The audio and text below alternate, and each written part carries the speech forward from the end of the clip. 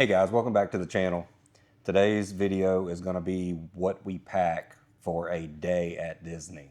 We had a comment in our last video that they were interested in what we actually put in our bag, so we figured we'd do a quick little video to break down exactly what we carry around in the park. So I'll start off with, normally we bring just some form of book bag. Don't have to be Disney, just some kind of book bag. Because you're going to need at least a little bit of room to keep your stuff. I know you like to keep a loungefly because it's cute. But we'll break down the difference between what I keep in the book bag, what she keeps in the loungefly. So stick around, here we go. So I'll go first, guys. I normally bring my loungefly, and this is the one I picked for today's video. Got Jack here. And let's start off with the most important thing, snacks. Whether for you or for a kid, snacks, you know, especially with Disney prices, way to go. And 9 times out of 10, we do have a child in tow, whether it's 1 or 4. So typically we have snacks. Right. Also have some wipes. Again, these are great for whether you have a kid or even if you need to wipe down a table or anything like that at Disney. I also have diapers. Let's dig in here a little more. Hand sanitizer. This is a must. Tens of thousands of people go to Disney. I don't want to bring anything home but a Spirit jersey or a Loungefly for my collection. Yeah, especially like in lines when you're leaning up against the poles or touching basically anything, even the ride cars. You can get whatever they got. So. Right. Bring my power bank because normally I'm the one doing the lightning lanes, so I also have my phone here. But yeah, I normally am the ones who do those, so it'll drain your battery really quick as you're like searching for times, and especially when we go on like a one-day kind of thing, we need the times to line up so we can get in the park, get what we need to get done, and move on to the next park. Well, not only that, but you also have to use your phone basically for anything at Disney. So whether it's doing the lightning lanes, just looking at ride times, doing your food order. Yeah, I do the mobile order. I also sometimes do the merchandise checkout. Like if they're really, really long, you can go on there and there's a spot in the app, in the My Disney Experience app, where whatever shop you're in, you can go on there and actually scan your items and pay for them through the app with whatever, you know, credit card, debit card that you have linked to the My Disney Experience app. I also have a sippy cup here. You know, again, if you're bringing littles, you can also, you know, bring your water bottle or anything you may need. And then to actually go in the park that's not in the Loungefly, I have a magic band, sunglasses, hair tie, energy drink. So I'm all prepared and ready for a very, very long, busy day, but a very fun day. So.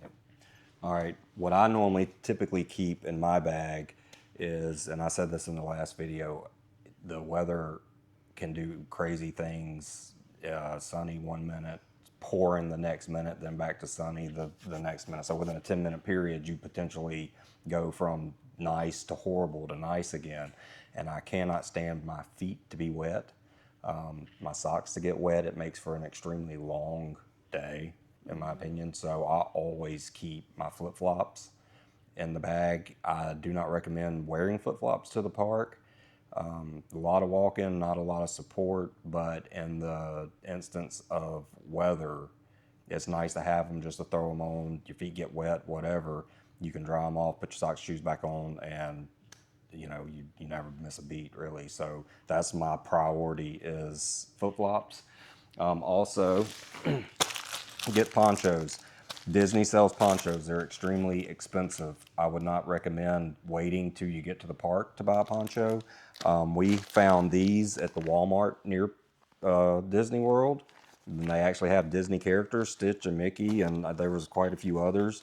I think these were maybe $5 a piece. Yeah, they were a fraction of the price. Yeah, the Walmarts around Disney World are basically, they all have these little Disney sections, and you can get all kind of different Disney t-shirts, beach towels, but they do have the ponchos. They're a thicker, nicer version than, say, if you go to the dollar store. You can pick these up for like $1, but these are really heavy duty and well worth it as opposed to the Disney prices, because if you wait until you go to Disney World, you are going to pay a pretty penny for them. On the weather side of it, always have an umbrella. You do not have to get an expensive umbrella. This one came from Dollar General. I think, again, it was $5. It's small. It's small enough to put in your bag.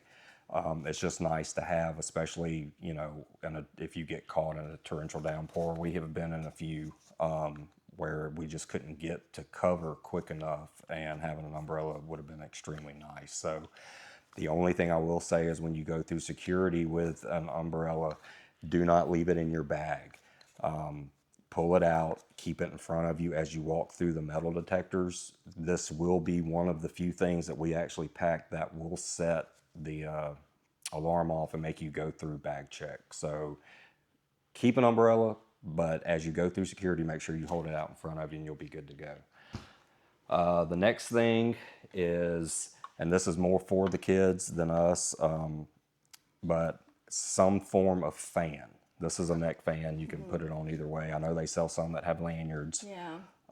This was like $15 on Amazon. Yeah. It's rechargeable. A fan is really good.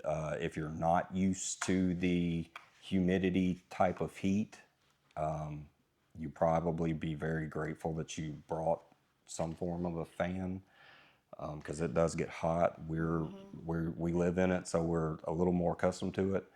But that is definitely another go-to. Being out in the sun again, some form of sunscreen. This is for kids, but some form of sunscreen to make sure you don't get burnt, because you are going to be spending a good part of the day. I mean, outside, walking, standing in lines, whatever. So it's always good to keep that. Now, going off of what she said about battery banks, I keep a few, and hang on. You can get the fuel rods at the park. I think now these are up to about $38. They have come out since I got this one with a bigger one that is like a 10,000, whatever they rate it as. I think it's $60. It's like the fuel rod max. Way overpriced, in my opinion. The only thing that's good about it is if the thing dies, which it will, because these do not last long. But you can just go to a kiosk, put it in, and they'll give you another one that's charged up, ready to go. That is cool. But for $30, you can get a 10,000, any kind of battery bank. I think she got one off of Amazon. This is an Anchor. Yeah. I got this at Walmart for $30. It comes with a cord already that you can plug in.